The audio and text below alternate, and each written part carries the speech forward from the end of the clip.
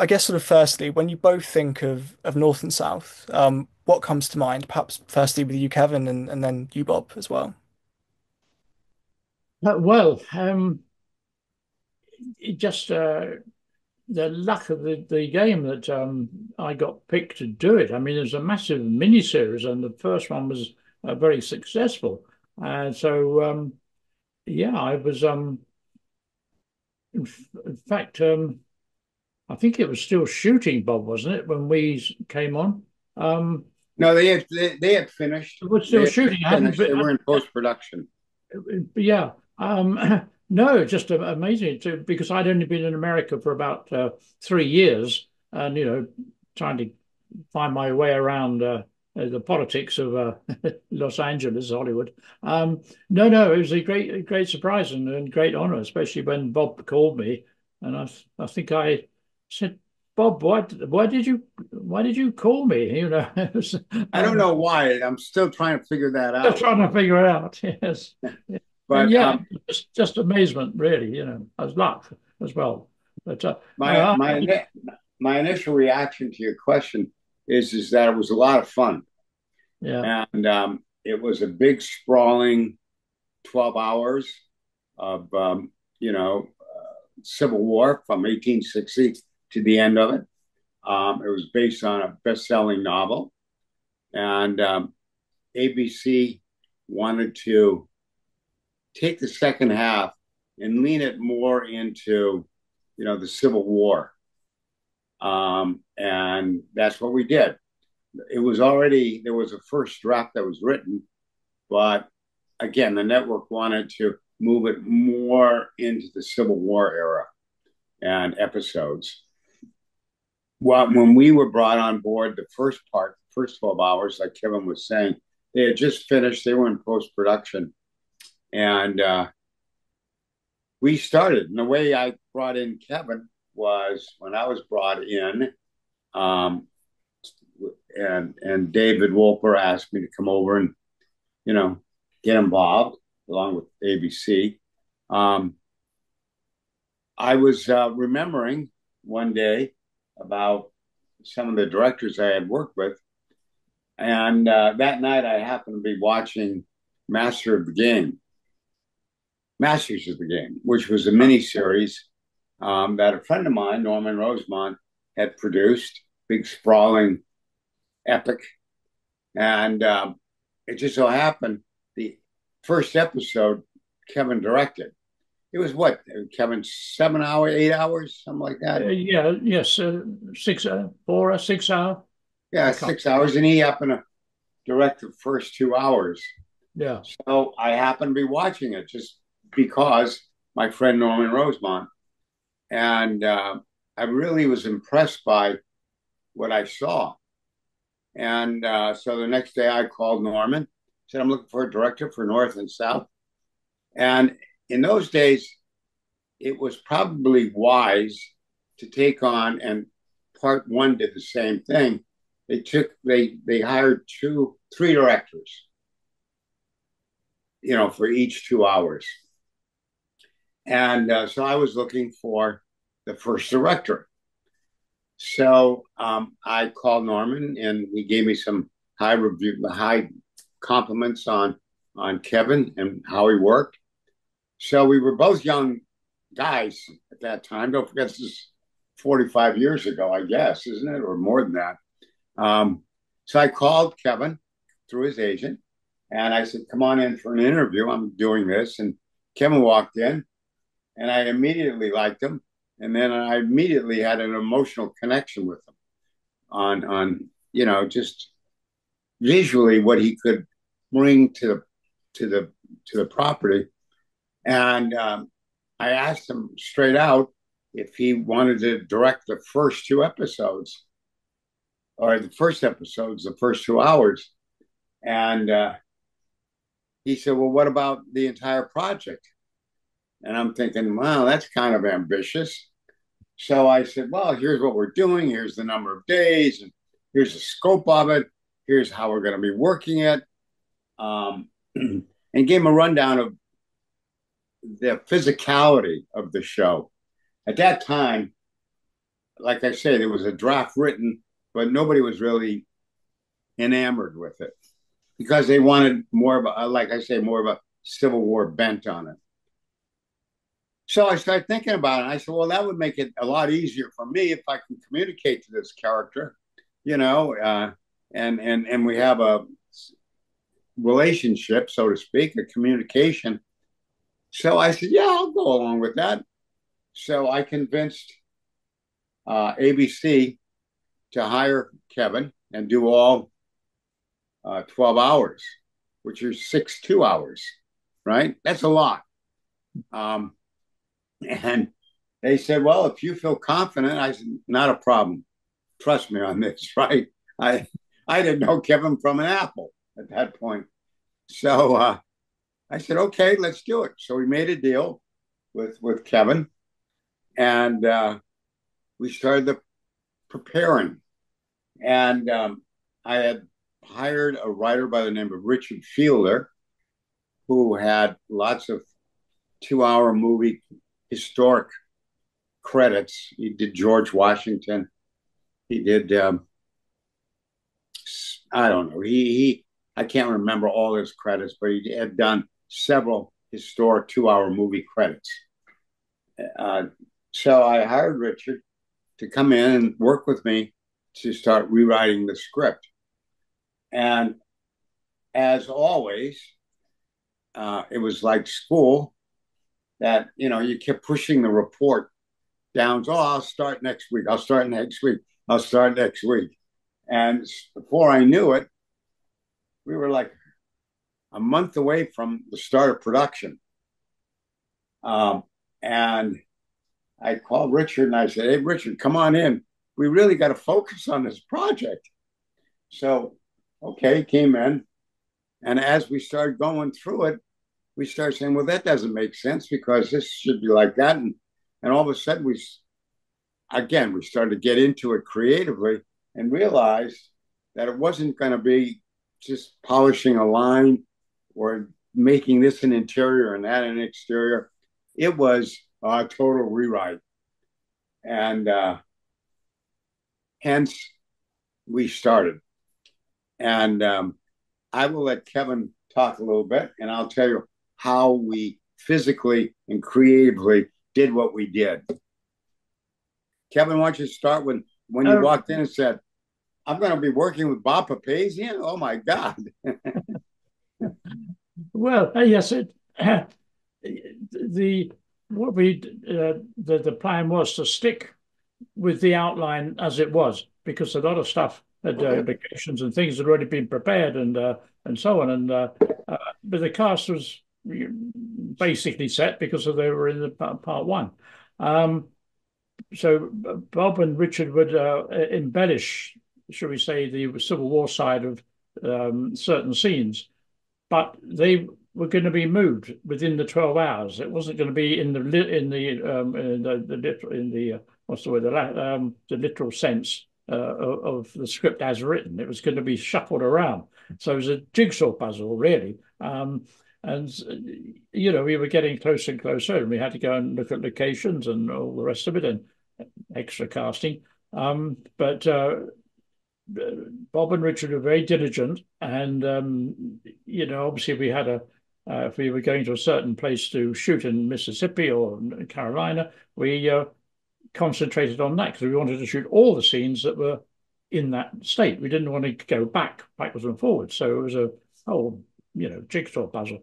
But Richard and Bob were very dexterous at that, and started feeding me the material, the pages and so on.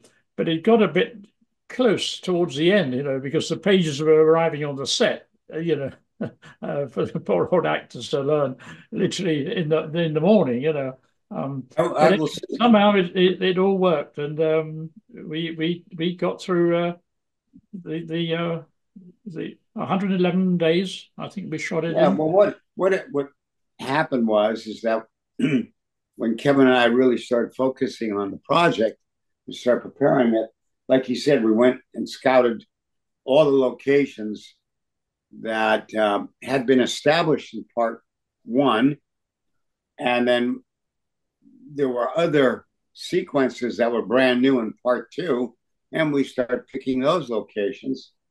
So once we came back from, oh, it was probably 2 3 weeks of scouting locations in North Carolina, Charleston, Mississippi, Texas. We went to Tennessee to look at a couple Awesome. locations, Yeah.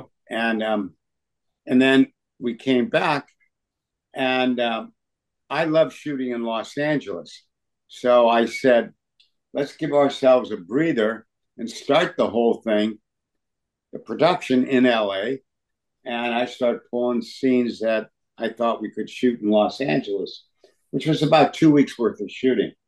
So what Kevin was alluding to was once Richard and I started getting into the script, we realized that maybe scene one, and I'll give you this simple example, was better off being scene 10.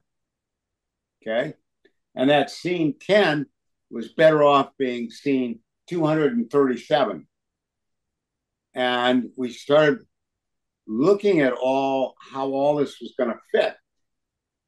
Put that scene over here. They really should talk when Ori comes back. You really should go to the mansion, not over here, not over there.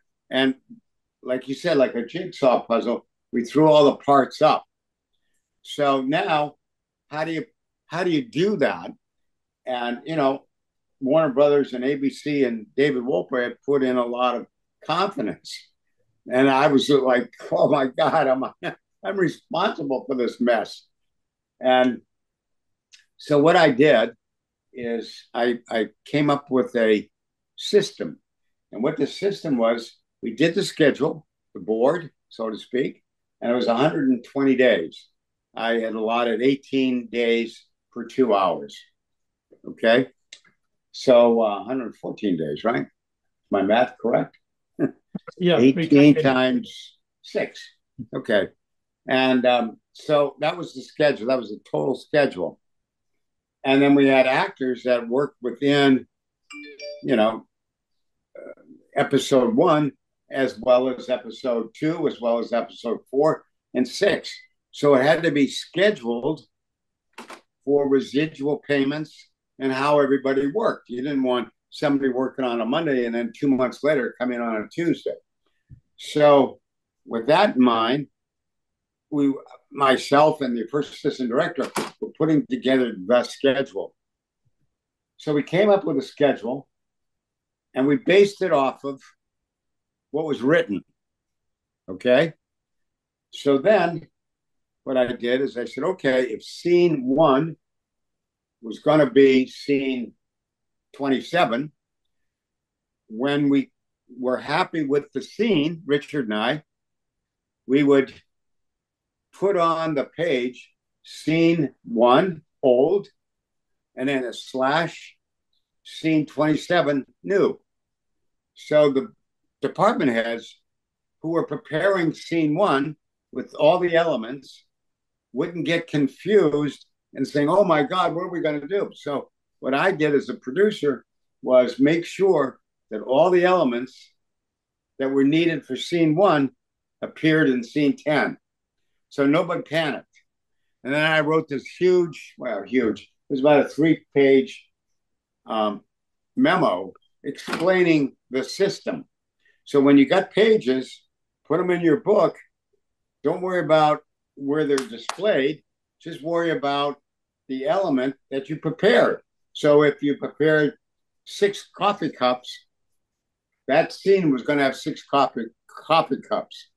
So Kevin and I had to really be on the same page, because when I would go and tell him, this is what we're going to do for the next 2 weeks, here are the scenes and here's the order and here's the stuff, that the production was in sync with what we were doing, writing the script. So the wardrobe, again, was the same.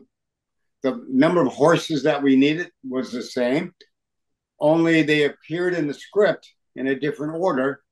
And no one could keep track of what we were doing. Nobody. Kevin and I could keep track. The crew could keep track. But David Wolper, Warner Brothers, and ABC Had they gave no up. idea, no idea what we were doing. And I got a call from the president of ABC, whom was a pretty good friend of mine. Not a friend personally, but he and I had done a lot of movies for him, for ABC under his regime. So he called me one day and he says, nobody in the programming department knows what you're doing. I'm going to say this in a very simple way.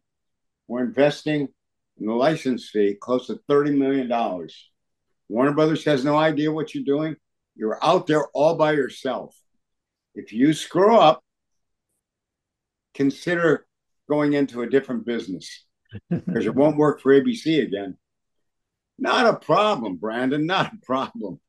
So I'm thinking, my career is on the line, right? Warner Brothers said the same thing. And in terms of the budget, when I prepared the budget with Warner's, I stayed within those parameters. So the budget was pretty secure. Again, because nobody could keep track, I decided I'm going to have a good time. I'm a free agent out here.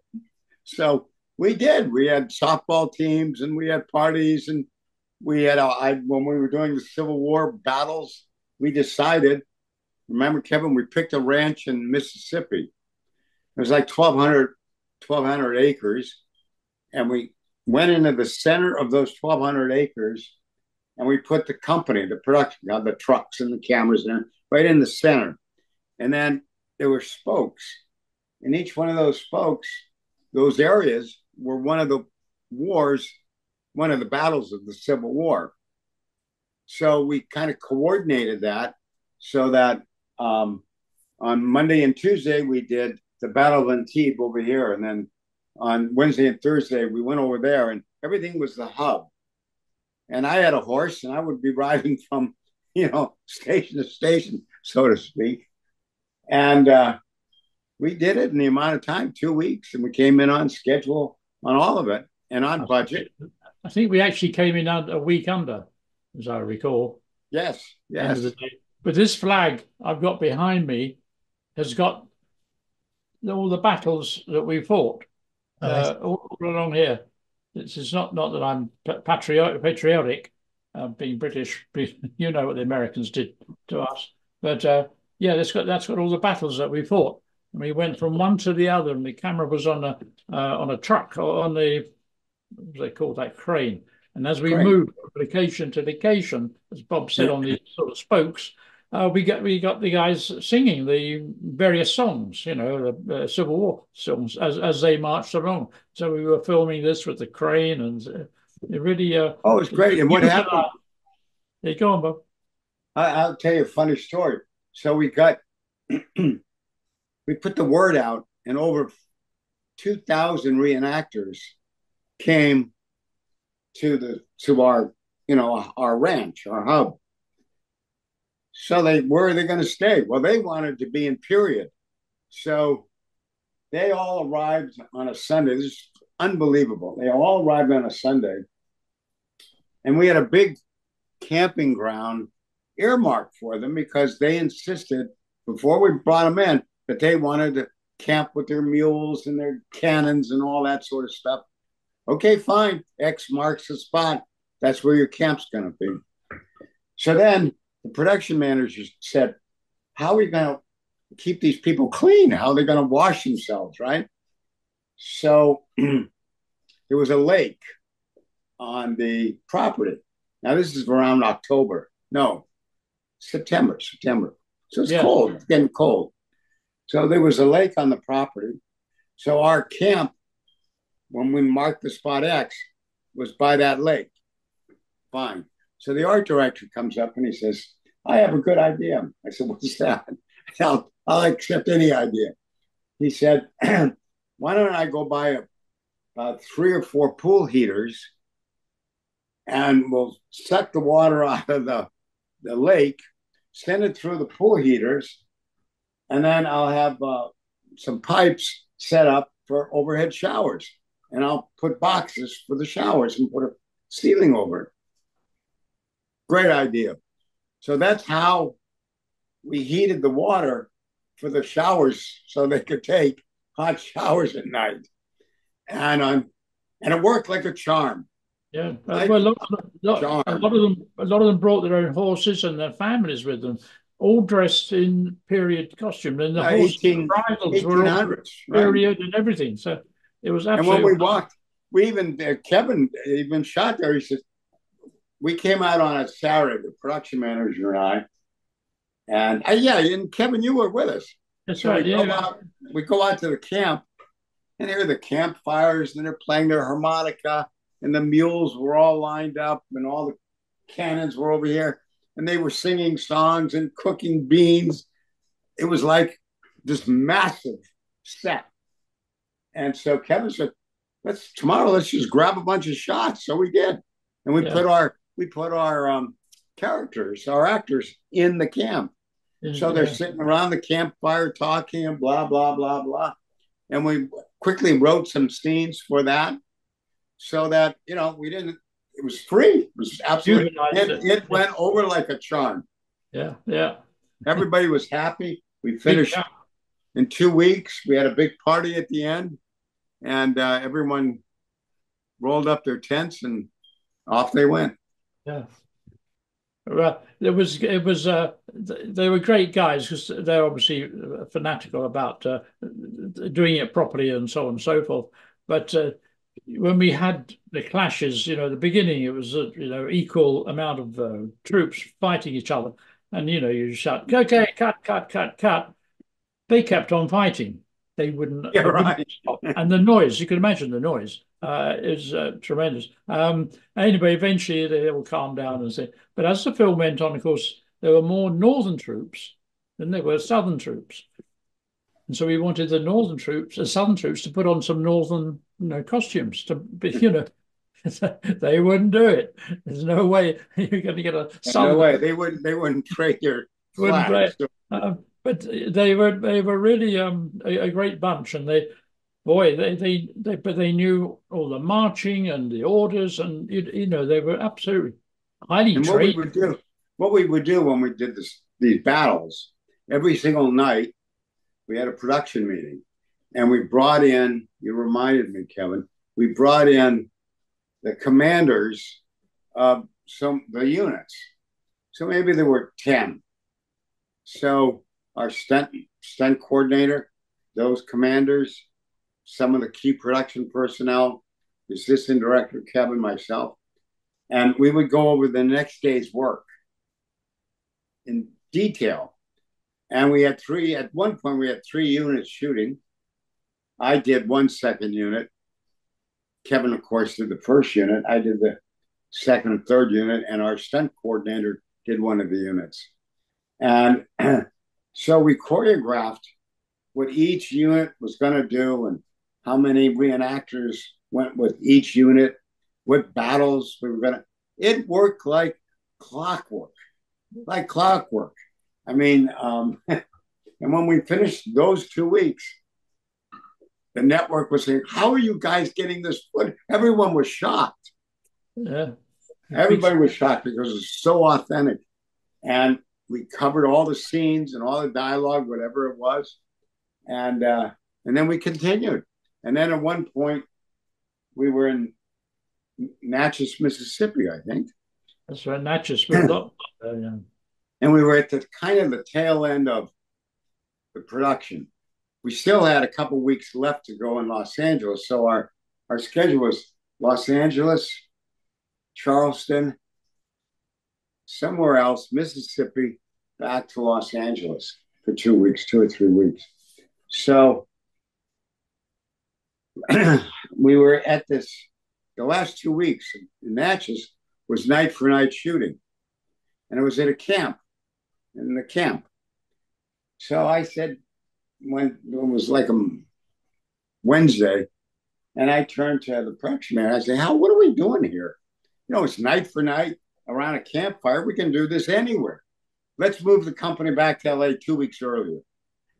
So he said, all right, where are we going to do that? And I said, in my head, Disney Ranch, the back lot. So, okay, so made a fast phone call. Then we put Mark on an airplane, Mark Wolper. He was the associate producer, location manager. So Mark got on an airplane, flew back with the art director. The next day, we got a phone call. Yeah, this will work perfectly. Went to the set. Kevin didn't know about this. Went to the set on Friday and said, Kevin, guess where we're shooting on Monday? He said, where, dear lad? I said, we'll be back in Los Angeles. Okay, fine by me. So the company came together, all the drivers, we gave them all the instructions. Kevin was shooting, on the set, gave him all the instructions. Friday night, we wrapped the whole company, put everybody on airplanes. Monday night, we were at Disney Ranch shooting. Yeah, yeah, that all worked like a treat. Yeah, but everybody was in. There was a great camaraderie in the crew and the feeling of it, wasn't there? With actors and technicians, all right the way through. So we could jump about and people wouldn't complain and moan about it, or maybe they did, but we never heard about it. But no, it was a super. Everybody was thoroughly enjoyed it. I'm a Brit, and I knew a little bit about the Civil War, not as great detail. And we had Ray Herbeck, who was a historian with us most of the time. And he gave us a lot of good information. We'll try and put you in touch with him because Ray Yeah. had quite a lot to do with the inner workings with the, what's correct and all that kind of stuff. Yeah, it was a great adventure. Post production, we had air dates. There was an air date, and that wasn't a big window, and so we had two editors. So Kevin and I decided. I mean, by now we were blood brothers. I mean, whatever he said, I said perfect, and whatever I said, he said perfect. I mean, it was just a terrific communications between the two of us. So he said, I'll do episodes 1, 3, and 6, and you do episodes 2, 4, and 6, or something like. Anyway, it was every other episode. I did 3, he did 3, in terms of supervising the editing. And one of the great things about Kevin was before he became a director, he was the top editor in the UK. So then we decided that, okay, I would cut, let's say, episode 2. I think I did the even ones and he did the odd ones. So when he was done with episode 1, then I would look at it as the producer and give him notes. Then when he would look at episode 2, he was the producer and would give me notes. And that's how we did it. And we completed all 6 episodes. They went on the air. We scored great ratings. The network was happy as a clam. And I continued as a producer, and he continued as a director. Yeah. We did a few films after that as well. Yeah, it all gelled very well, I must say. But Bob wasn't a producer. He wasn't a screamer. I think we had one row, one argument. Just one. Just one, I think, and I can't remember what it was about.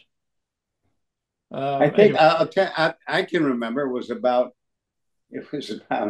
Patrick Swayze.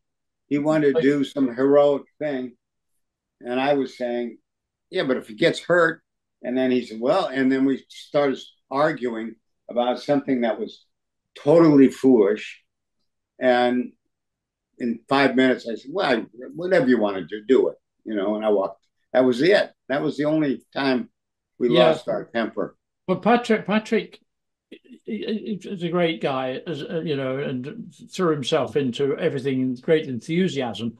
But when it came to the fights and things, Patrick would actually throw punches, and the stunt guys got a bit pissed off. Quite rightly. You don't actually have to hit anybody for real. So it got a bit of an atmosphere on the set between Patrick and the stunt guys for a while, and so that's when I think we slowed down. We weren't churning in 6 takes every 5 minutes or whatever Bob wanted. So he came came on on the set, and that was the only time that he came. One of those producers stomping on the set like you know.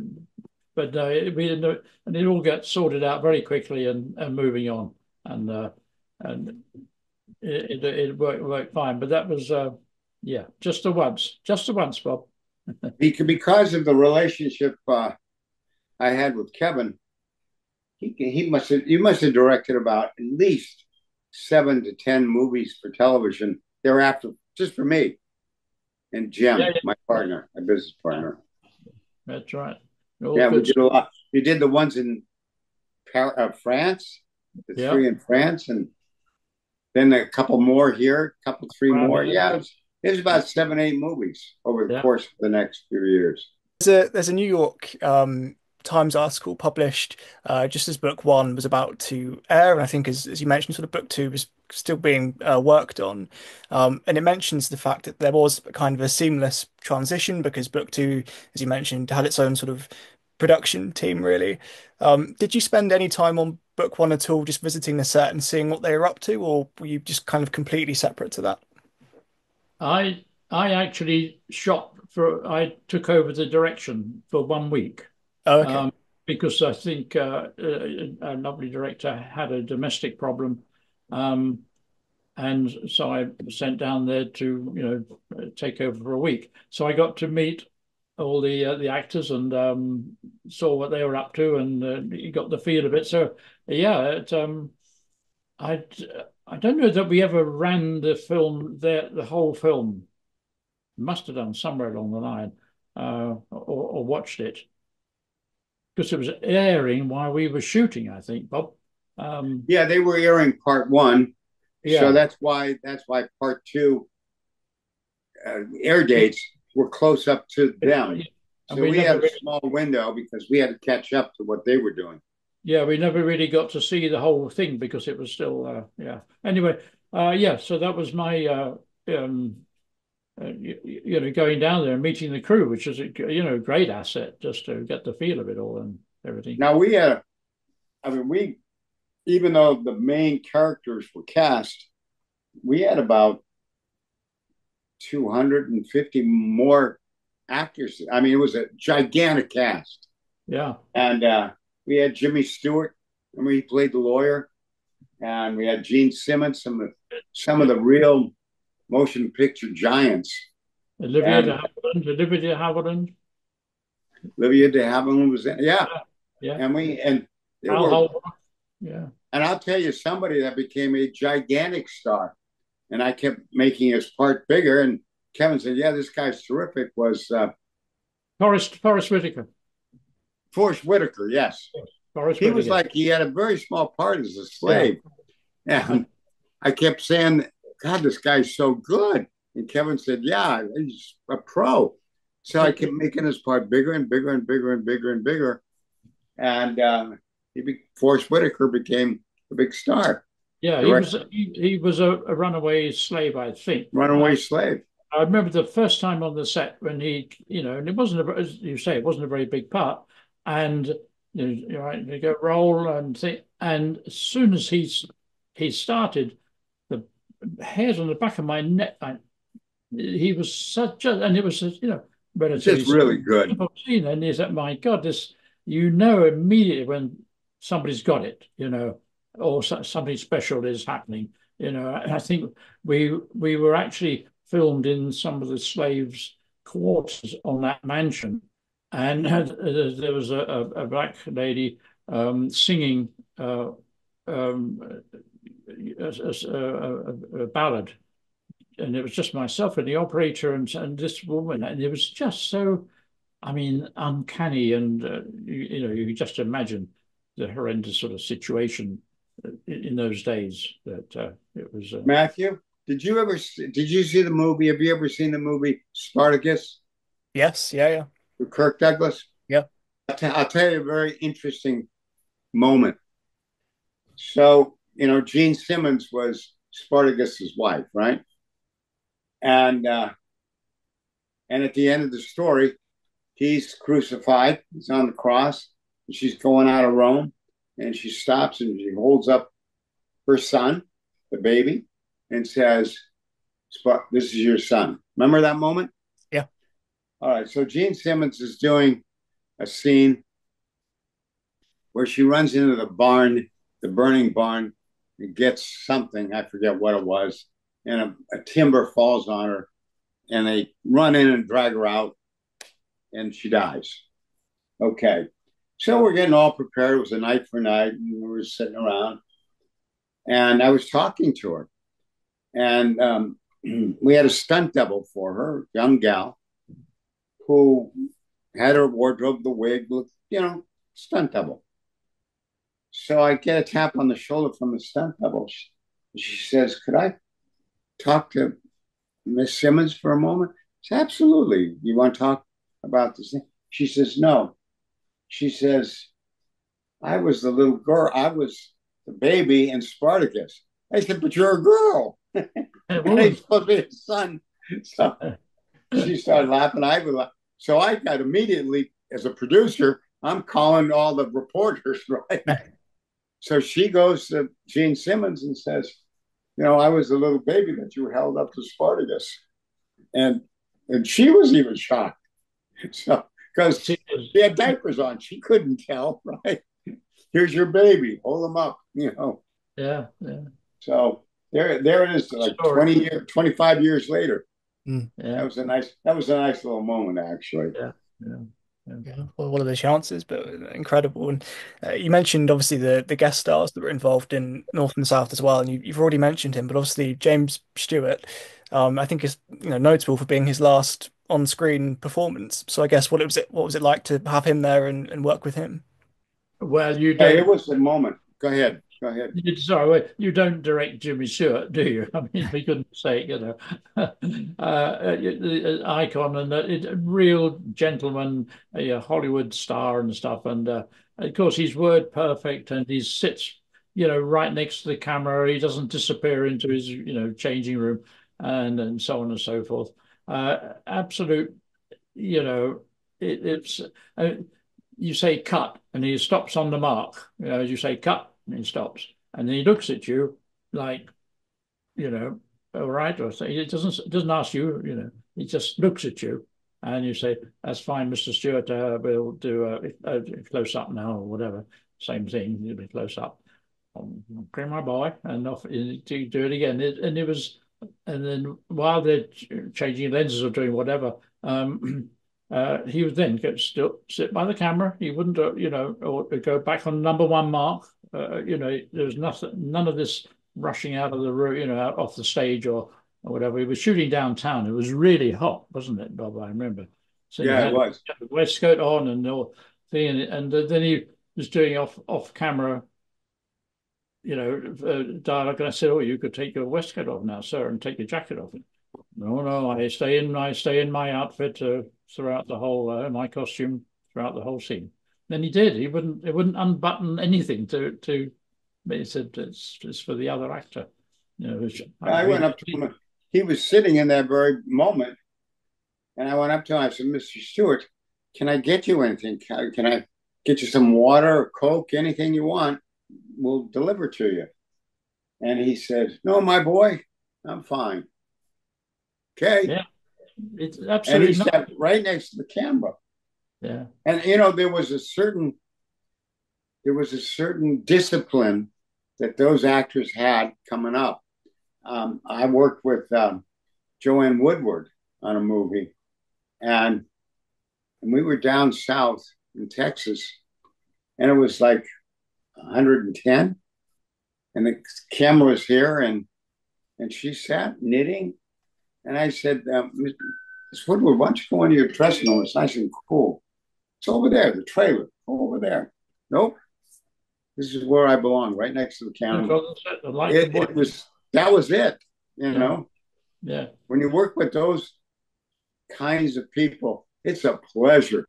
It's really a pleasure. Studio discipline, wasn't it? Yeah. Yeah. It was the discipline of how they made movies in those days. But you said, and I asked Gene Simmons, I said, "Why is it that I come across the same comment?" She said, "Because you never know when the director wants to do something different."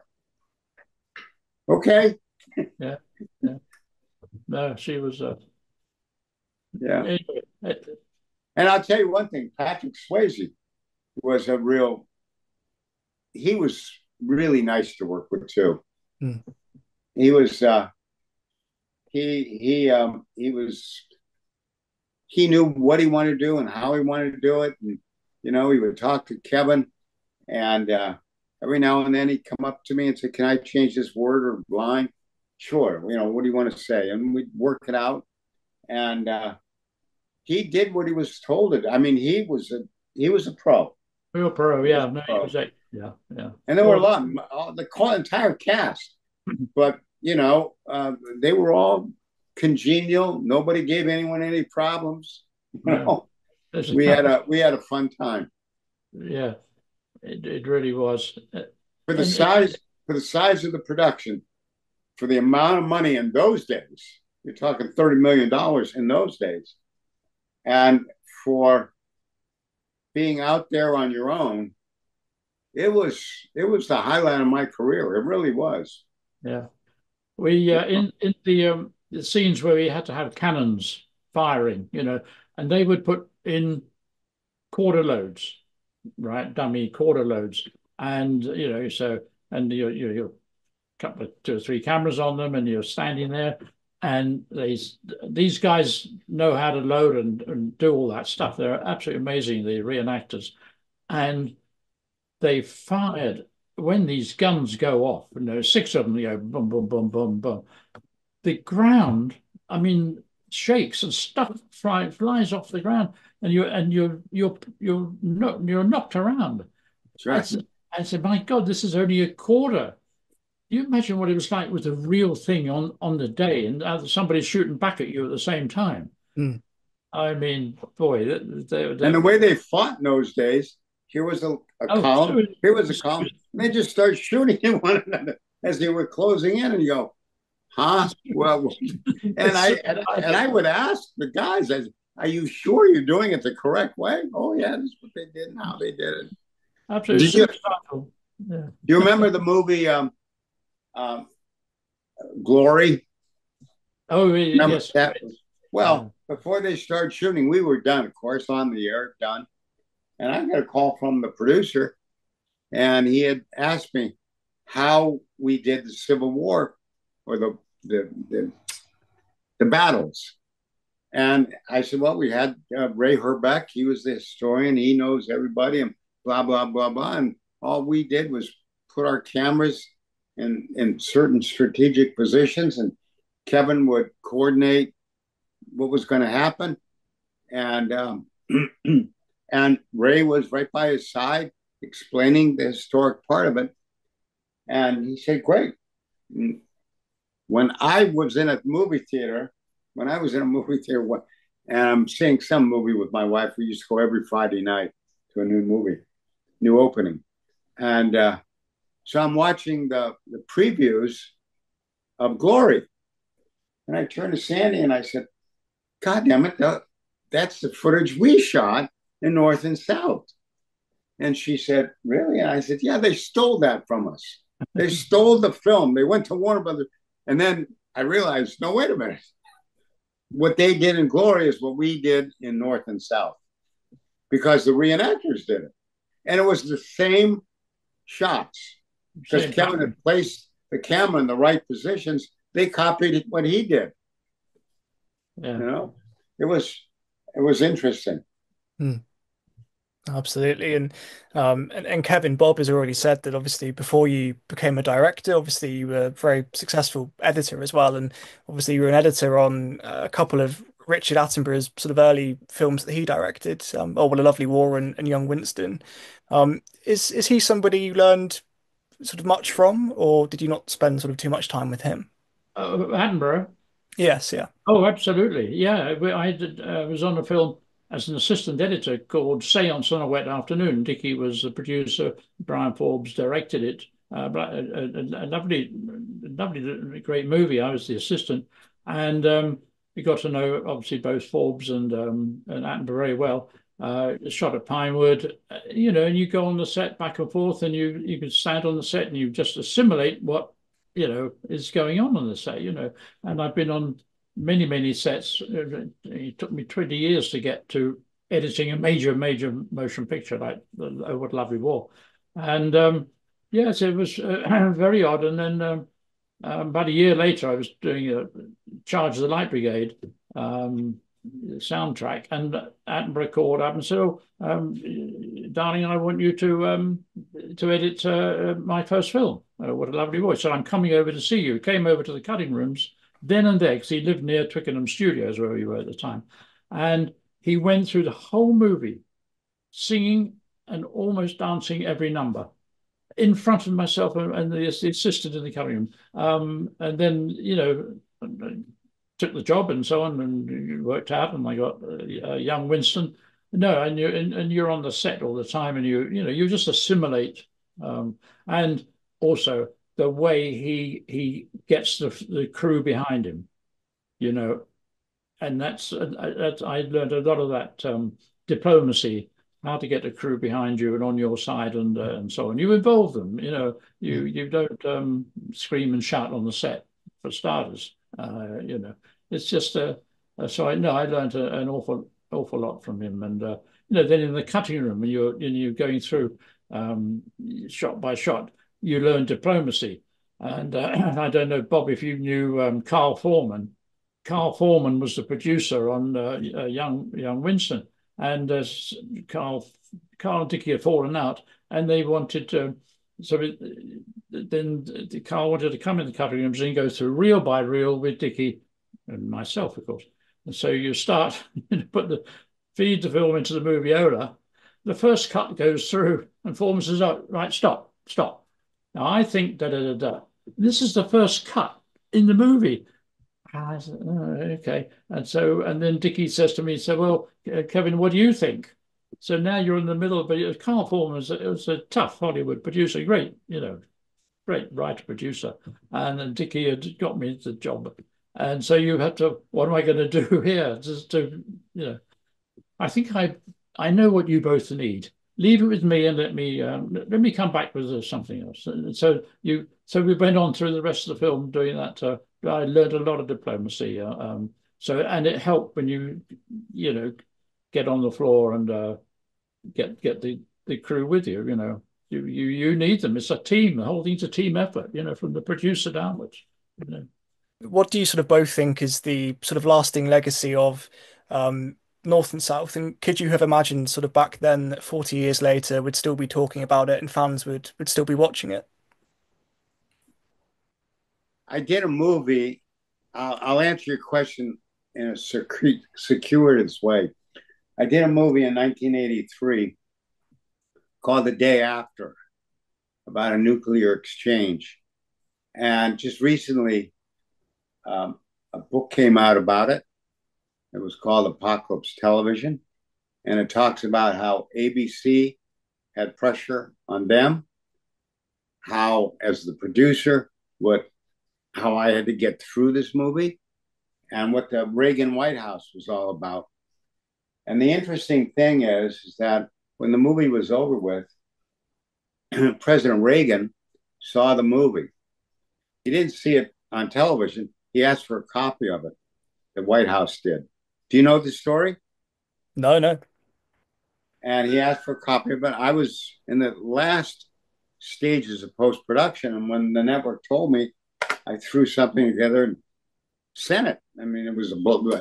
And we were, I made a dirty copy of the work print. I did a quick dub and sent it. He looked at it and was very depressed. It's all historic. I mean, it's all true, right? And he saw it and was so moved by it, he was depressed.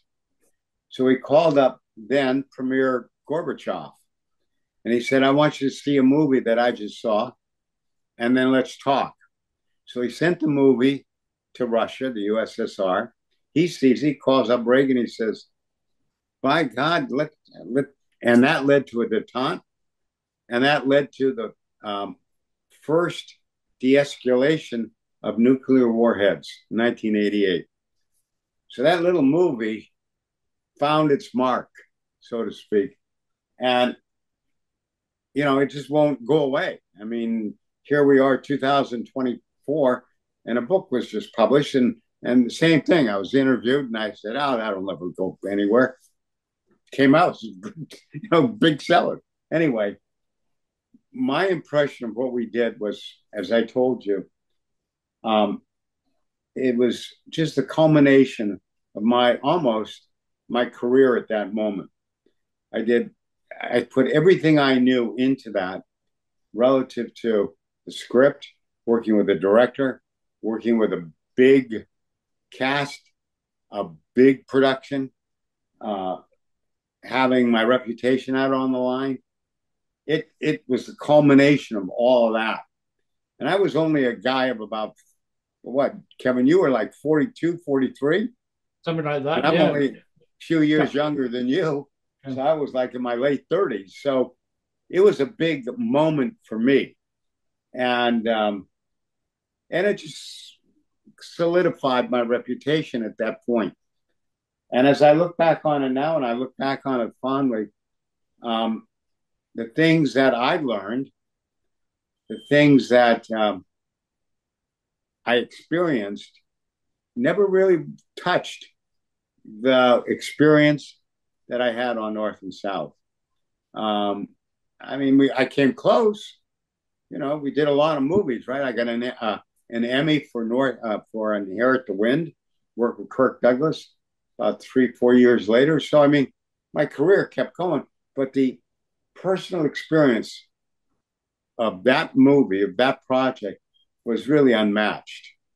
And I think about it fondly. And Kevin and I, when we have go out to dinner with our wives and have fun at parties, invariably he and I get into a corner and talk about, hey, you remember that, and you remember this, and you remember.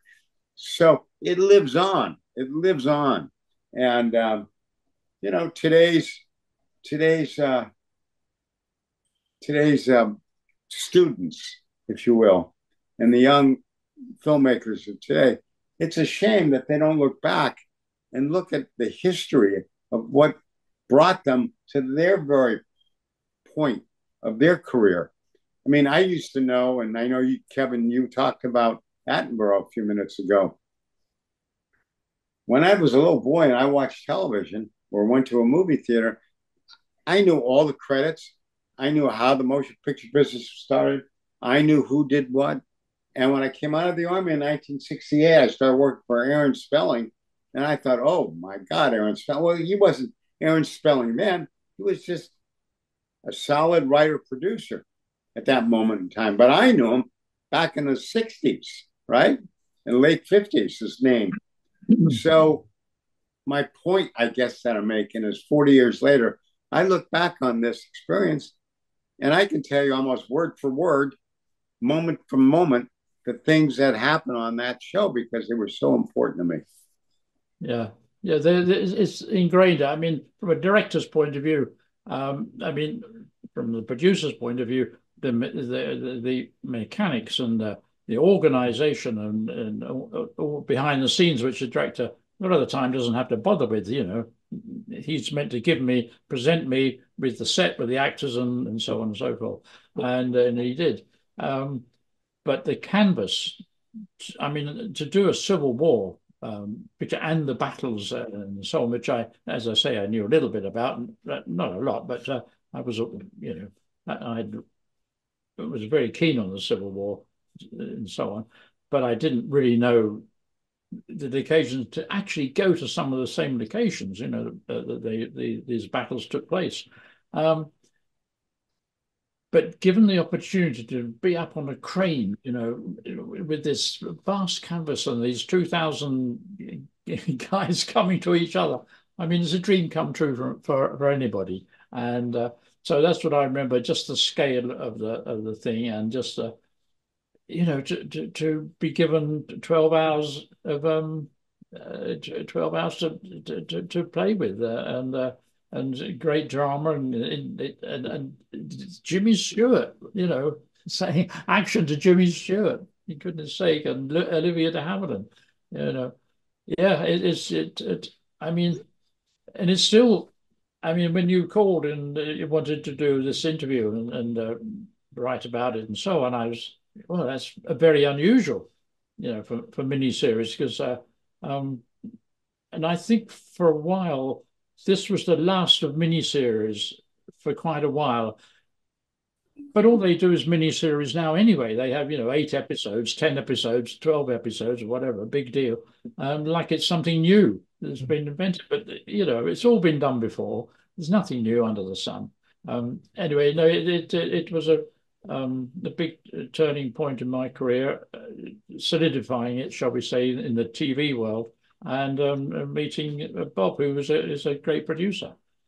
So it's and he trusts you.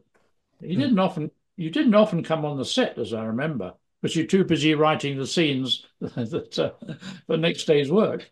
But no, but he was never over my shoulder. I think you should do a close up here or close up there, and and stuff There like was that. really no need for that because I did trust Kevin.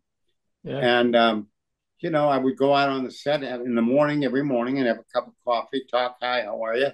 Anything you need? No, no. And I'd say, okay, I'm going to go back and tomorrow we'll have 15 pages. Okay. And then I'd go out at night and, I trusted exactly what he was going to deliver. And we talk about the production elements for the next day, the next following day, some of the creative things that I was looking for. So we had a really a terrific relationship. yeah. So he was doing his job, I was doing my job. I was giving him the elements, and we talk about them, and he did them. And I And played. I had best job in the we, world. Best job in the world. Yeah, yeah. yeah, I mean, in the beginning, yeah, I was on the set watching to make sure. And then once I realized, well, why am I here? This is silly, you know? And and on occasion, when there was a problem, I'd get a phone call and I'd go out to the set and we talk it out. And on occasion, he'd say, this scene that I'm doing now needs a little bit of that. And right on the set, make a change, and then we do it. Yeah. So it wasn't like over his shoulder saying, "Oh, we need a close up here and a two shot there and a master here." He knew what he was doing. So why was I there to supervise somebody who already knew what he was doing? It's silly. My job was to take this canvas and put it into a box and then deliver the box. That was my job. Yeah. And and yeah, and then we on occasion, we most nights we had dinner together, right, Kevin? Yeah. Yeah. Yeah. And Yeah. so we had a I conversation paid. about what was going to happen, all the things that was in my brain, how I was going to put it together. So, over T-bone steak, we discussed the production. Yeah. And if there was anything that I felt that we needed, I'd always just say, one of the things we're lacking is this. So just be sensitive to that. And, boom, we do it. It was simple. It was I, really I, simple. I can't emphasize that, Matt, the quality of the crew Bob assembled for me because I really didn't know that many technicians and so on and so forth in America for a thing of this scale. Like the horse masters and stunt people and all those kind of people. And of course, the cast and the supporting cast, everyone was a gem. It Yeah. was a great. As he talks about being on a crane, I have a picture of me somewhere in my box. I was on the set and we were doing one of the battles. So I went over to the cameraman. I said, I want to see the landscape. So they put me on the crane for that particular shot. And I went up, and the cameraman, the director of photography, loved to smoke. Remember Jack? He loved Jack. to smoke. And in the picture, you see this cloud of smoke because he was standing underneath, coming up to where I am, trying to look at the action, so to speak. Dear old Jack, yes, yeah.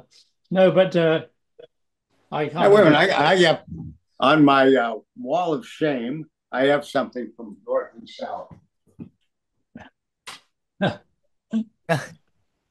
He's good. He's a great salesman, as you can see. He's a true producer, true Hollywood Absolutely. producer, and he absolute delight to work with. I tell you, Yeah. uh, you get some AHs from time to time, but uh, he was a gem one. You know, it's a huge, Mm. huge opportunity for me. I was really lucky once he got there. Here, let me see. Here's a picture of myself and David Wolper Oh, David, yeah, Yes. Yeah. when when we yeah. first started, when we first started the first week. And then this is Kevin and I, and he's explaining a shot to me. Can we see that there? Yeah. Yeah. I've got three fingers up instead of two fingers up. Yes. Yeah, you have three fingers. I think I don't know what you're talking about. I forget. But the publicity guys, and here I'm like 38, 39, and you were about Yes, look 42, at you. 43. Yeah, my God. Not a grey hair in sight, Bill. Yeah. Not a gray hair. We were I, young. We were young so, kids. so, Bob, how did you get the job? Did ABC call you up for the job? Actually, they did. I had just Yeah. finished. I just finished maybe a year before the day after. And so, and I had done a couple more movies. Yeah, I was an independent producer at my Yeah. own company. And so I got a call from ABC, from Brandon Stoddard. And he said, there's a project that we're doing north and south. And I said, oh, yeah, I know about that. He says, yeah, we're doing the second half, but I really want it to be bigger, broader, and more, less of a soap opera and more about the Civil War. So he said, would you meet with David Wolper? And I said, sure, that's not a problem. So shortly thereafter, I got a call from Wolper, David Wolper. And I never, I think I did my career after I left ABC way back in the late 60s. I think I worked for 5 studios. The rest of it was all independent. So I went over to Warner Brothers and I sat with David Wolper. I had never met him. And we had lunch and we talked about the scope and what he wanted. And he had to go do, I'll never forget the statement. He had to go do the Statue of Liberty. He was doing this the grand opening of the Olympic. remodeling Olympic. of the Statue of Liberty. Yeah. So he was gone for a whole year while I was doing this. So he said to me, he says, I'm giving you free hand to do whatever you want. It needs a rewrite. Hire whomever you want as a writer. Let me know. Let me know the director. Keep me informed. But for the most part, for almost the entire thing, it's your baby. Okay. And he said, but I have one little thing I'm going to tell you right now. You're going to do all the work. But when it comes time for publicity, your ribs are going to be bruised because my elbow is going to be there pushing you away. I said, Mr. Wolper, you can have all the bows you want. I have no problem with that, really. I like what I'm doing. You like what you're doing. I have no problem with that. And when we were finished, all finished, and it was about ready to go on the air, and we were doing the main credits, the opticals, and I got a call from Warner Brothers, and he said, "This has never happened with the David Wolper production." And I said, "Well, what's that?" He said, "David loves what you did and loves everything about it." He said, "He's giving you a production credit, so at the end, it's a David Wolper production in association with Robert Papazian production." I'm taking that. Yeah. So that's not, he had never done that before, given half the credit to the producer, Yeah. not even on Roots. So yeah, that was a moment. That's how and then I started, and then I saw Kevin's work and called David. I said, what do you think? He says, it's fine by me. If you like him, go for him. So it was that kind of relation. That's the relationship I had with him. And he was in New York for the whole year. And on occasion, he would call me and say, excuse the French, what in the fuck are you doing? I said, what do you mean? He says, I can't even put the script together. I don't know, green pages, red pages, yellow. He says, it's all the same scene, but he says, I can't read it. I don't know what you're doing. I said, okay, Mr. Wolper, not to worry. He says, okay, all right, sure. Your neck's on the line, not mine.